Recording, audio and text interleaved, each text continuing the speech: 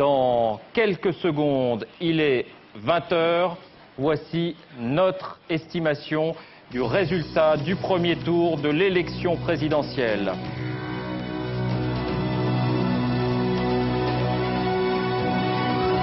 En tête, Jacques Chirac, 20% des voix. Énorme surprise, Jean-Marie Le Pen semble devoir être le second avec 17% des voix.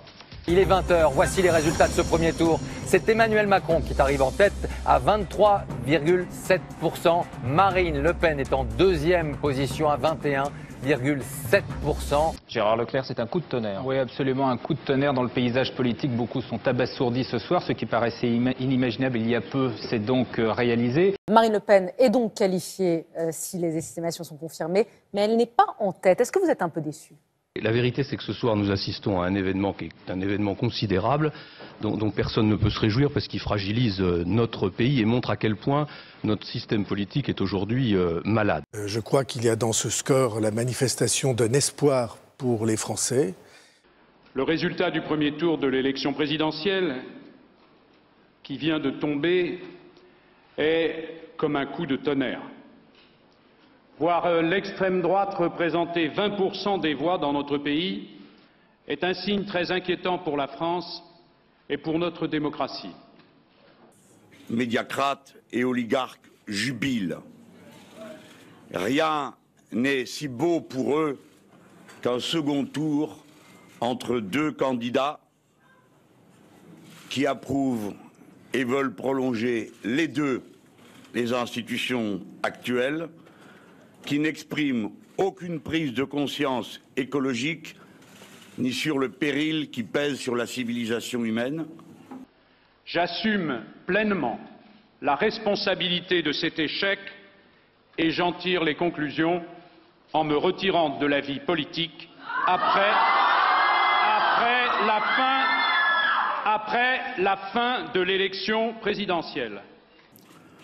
Je ne saurais dire ni faire davantage à cette heure.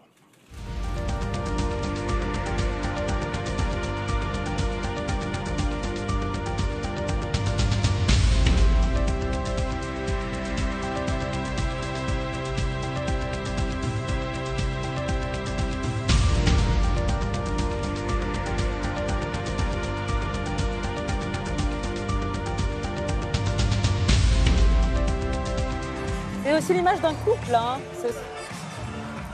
On va entendre Oui, Jeff Wittenberg. Avec ce baiser, oui. Mes chers compatriotes, ce soir, je veux m'exprimer devant vous avec gravité, avec force et avec détermination. Aujourd'hui, ce qui est en cause, c'est notre cohésion nationale. Ce sont les valeurs de la République auxquelles tous les Français sont profondément attachés. L'image qui frappe vraiment ce soir lorsqu'on regarde Emmanuel Macron et son épouse, celle que je les vois devant moi, c'est qu'on a déjà l'impression qu'il a gagné.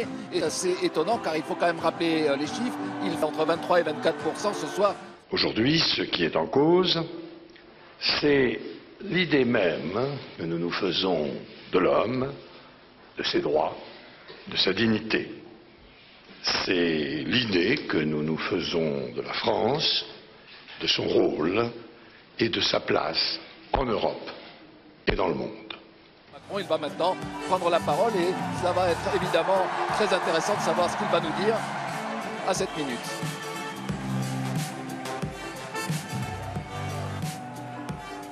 Merci à vous. Notre débat démocratique doit être à la mesure des attentes des Français, conforme à nos traditions de tolérance et de respect. Il en va de notre démocratie. Voilà. Voilà. Mes chers compatriotes, aujourd'hui, dimanche 23 avril, le peuple de France s'est exprimé. Alors que notre pays traverse un moment inédit de son histoire, marqué par le terrorisme, les défis économiques, les souffrances sociales et l'urgence écologique, il y a répondu de la plus belle manière, en allant voter massivement.